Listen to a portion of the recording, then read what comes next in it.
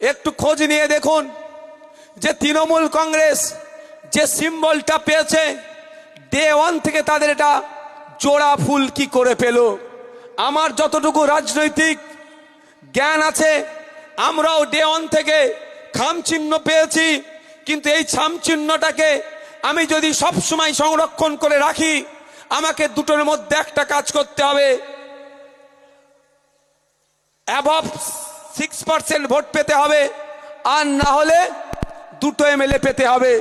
1998 সালে তৃণমূল কংগ্রেসের জন্ম শুরু করে আজও পর্যন্ত 2006 সালে তৃণমূলের রেকর্ড যদি দেখেন, দেখা যাবে 1 নয় 2 নয় লাগাতার নির্বাচনে তারা পার্সেন্টেজে পৌঁছাতে পারেনি, কিন্তু তারা জোড়া ফুলটাকে তাদের প্রতীক হিসাবে ব্যবহার করতে পারলো। কিভাবে পারলো? তৃতীয় একটা অপশন আছে, সর্বভারতীয় কোনো দল যদি রেকমেন্ডেশন দেয় যে এই দলটাকে এই সিম্বলটা ব্যবহার করতে দেওয়া হোক, সেটা পায়। তাই তৃণমূল কংগ্রেস যে সিম্বলটা, জোড়া ফুলের সিম্বলটা আছে, এই সিম্বলটার রেকমেন্ডেশন অটল বিহারী বাজপেয়ী থেকে, সেই সময় লালকৃষ্ণ আডবাণীজি থেকে শুরু করে সেই সময় আরএসএস এর যারা ছিল, তারা আলোচনা করে বিজেপির রেকমেন্ডেশনে তৃণমূলের জোড়া ফুলের সিম্বলটা। দেখুন, আমি মিথ্যা কথা বলি না, ভুল কথা বলি না, না ভুল কথা বলি। আমার নামে প্রায় 20খানা মামলা আছে। যদি আমি ভুল কথা বলি তাহলে আরো কত মামলা দেবে, বুঝতে পেরেছেন? দায়িত্ব নিয়ে আমি বলছি, আমি চ্যালেঞ্জ করছি। এখানে যিনি তৃণমূলের জোড়া ফুলের সিম্বলে দাঁড়িয়েছেন, তাকে প্রশ্ন করুন, এই সিম্বলটা দিদিমণি কোথা থেকে পেল? তুমি যে সিম্বলে ভোট দিতে বলছো, সেই সিম্বলটা আমাকে জাহান্নামার দরজায় পৌঁছাবে না তো? আমি জাহান্নামার দরজা বলে মানে খারাপ জায়গার কথা বলছি ভাই। যে সিম্বলে হাত দিতে বলছো, সেই সিম্বলই ঘুরিয়ে বিজেপির সিম্বল নয় তো? যে সিম্বলে হাত দিতে বলছো সম্প্রীতি বিনষ্টের সিম্বল নয় তো? তথা বিজেপির কাছ থেকে পাওয়া তুমি সিম্বল নিয়ে আমাকে ভোট কিভাবে তুমি দিতে বলছো? যেই বিজেপি মাদ্রাসা, মসজিদ, ঈদগাহ, কবরস্থানের জায়গা কেড়ে নেওয়ার অপচেষ্টা চালাচ্ছে, বকলমে জোড়া ফুলের সিম্বলটা তো সেই পদ্ম ফুলের ভাই হিসাবে, সহোদর ভাই হিসাবে তোমরা পেয়েছো বিজেপি রেকমেন্ডেশনে। প্রশ্ন করুন, উত্তর দেবে। আজকে আমাদেরকে দেখানো হচ্ছে বিজেপি আমাদের শত্রু, এটা কোনো মিথ্যা কথা নয়। বিজেপি আমাদের ঘোষিত শত্রু, আর বিজেপির বিরুদ্ধে আমাদের জান কবুরের লড়াই চলবে। 1 ইঞ্চি বাংলার মাটিতে বিজেপিকে আমরা জায়গা দেব না। কিন্তু আমার প্রশ্ন থেকে যাচ্ছে, এই বাংলাতে বিজেপিকে যে চাষ করলো, তাকে আপনি চিনতে এখনো কেন পারছেন না? 1998 সালের আগে কমরেডরা আছে, বর্ষিয়ান মানুষেরা আছে। আমি যদি ভুল বলি, আমার ভুলটাকে শুধরে দেবেন, কারণ আমি এটুকু জানি, এডুকেশন হ্যাজ নো এন্ড, শিক্ষার শেষ নাই। আমি ছোট থেকে বড় সবার থেকে যেগুলো পজিটিভ হয় সেগুলো আমি গ্রহণ করি এবং তাদেরকে রেকগনাইজও করি। 1998 সালের আগে পশ্চিম বাংলায় বিজেপি তার অনেকবার চাষ করার চেষ্টা করেছিল, কিন্তু সেই সময়ে তৎকালীন মুখ্যমন্ত্রী শ্রদ্ধেয় সম্মানীয় সম্প্রীতির মূর্ত প্রতীক জ্যোতিবাবু যতবার বিজেপি বাংলায় চাষ করার চেষ্টা করেছিল, স্প্রে মেশিন দিয়ে তার চাষকে খতম করে দিয়েছিল। কিন্তু আরএসএস বিজেপি দেখলো এরকম ভাবে চাষ করা যাবে না, বামপন্থীরা কিন্তু আমার জায়গা দেবে না।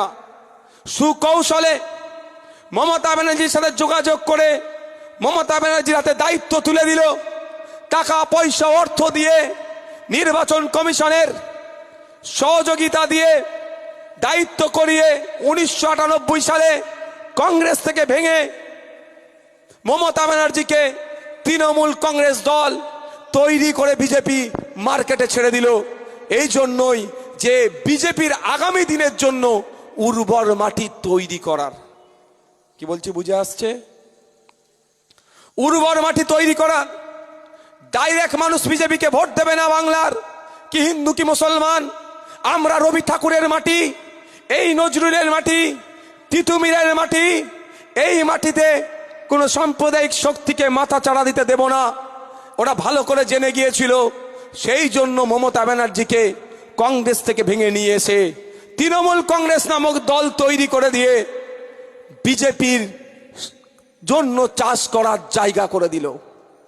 আমি কেন বলছি, শুধু বিজেপিকে হারালে হবে না, বিজেপিকে এই তৃণমূলকে হারাতে হবে, বিজেপির সাথে সাথে হেরে যাবে। তারও আমি প্রমাণ দেব যদি আপনাদের ধৈর্য থাকে। শোনার ধৈর্য আছে কি? যাদের ধৈর্য আছে একটু হাত তুলুন তো। রাত হচ্ছে, কোনো অসুবিধা নেই তো? আমি এ কথাই আজকে বক্তব্য দেব, আমি অন্য কোনো বক্তব্য দেব না। আপনারা বাকিটা বলে দিয়েছেন, গোড়াই কোথায় গলত। আর আমি চিৎকার চাচামেচি আজকে করবো না। আমি বললাম মানটা আমি প্রচন্ড ব্যথিত আজকে। আমি চিৎকার চাচামেচি করবো, ঠান্ডা মাথায় বোঝানোর চেষ্টা করব। বিজেপির দালাল তো আমাদেরকে বলেন, বলে যান, কিন্তু এতটুকু মনে রাখবেন যে সব পাখি মাছ খায় আর মাছরাঙার দোষ হচ্ছে। আর একটা কথা, আমরা শত্রু এখনো চিনতে পারলাম না, বন্ধু এখনো চিনতে পারলাম না। আজকে আমাদের এই দুরবস্থা। যাক, আমি বলছি না আমার কথা। কদিন আগে বিজেপির রাজ্য সভাপতি শ্রমিক বাবু বললেন তৃণমূল দলটারই জন্ম হতো না যদি লেবার রুমে বিজেপির দুটো বড় নেতাদের উপস্থিত না হতো। তাই বিজেপি তৃণমূলকে জন্ম দিল বাংলায় চাষ করার জন্য। আস্তে আস্তে তাকে নার্সিং করে বড় করে তুলল এবং বামপন্থীদের বিরুদ্ধে খেপিয়ে তোলার চেষ্টা করলো।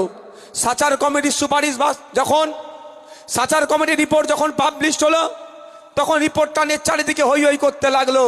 15 বছর এই সরকারটা হয়ে গেল, এখনো পর্যন্ত একটু খোঁজ নিয়ে দেখুন যে কটা সুপারিশ ছিল একটাও বাস্তবায়ন করেনি। তাহলে বুঝে আসছে শত্রু চিনতে হবে ভাই। যদি না আমরা শত্রু চিনতে পারি, এই দুরবস্থা আমাদের হবে। আজকে বলুন, এমপি কোথায়, এমএলএ কোথায়, আপনার জনপ্রতিনিধি কোথায়?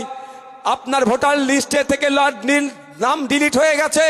মমতা ব্যানার্জি বলছে শুক্রবার আসছে, কে হিংসা করবে না। কি বলতে চাইছেন তিনি মাননীয়া?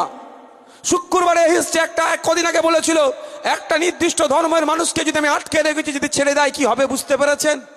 ঘুরে ফিরিয়ে সেই মুসলমানদেরকে বলির বাঁকড়া বানাচ্ছে, মুসলমানদেরকে সমাজ বিরোধী হিসাবে দেখানো হচ্ছে। কিন্তু আমি মাথায় তুলে তাকে নাচছি। আজকে আপনার পাশে কে আছে? আপনার পাশে কেউ নাই। আপনার পাশে আছে যারা আপনাদের নজরে বিজেপির দালাল, সেই নওশাদ সিদ্দিকী, এই বামপন্থীরা আপনার পাশে আছে। গতকালকে মামলা হয়েছে 68,938/2025, আমার মামলা নাম্বার। আমার মামলা হয়েছে গতকালকে সুপ্রিম কোর্টে। এখনো যে আশার আলো ধিক ধিক করে জ্বলছে এই নওশাদ সিদ্দিকীদের মতো মানুষের করা মামলার জন্য। আর বিকাশ স্যার, আর বিকাশ রঞ্জন ভট্টাচার্য স্যার যাদবপুরের তার ক্যাম্পেইন ছেড়ে দিয়ে তিনি মামলাতে দাঁড়াচ্ছে, অ্যাপিয়ার হচ্ছে নওশাদের মামলাকে জিতিয়ে মানুষের ভোটাধিকার বাঁচানোর জন্য। আর আপনাদের নজরেই আমরা আবার নাকি খারাপ বিজেপির দালাল।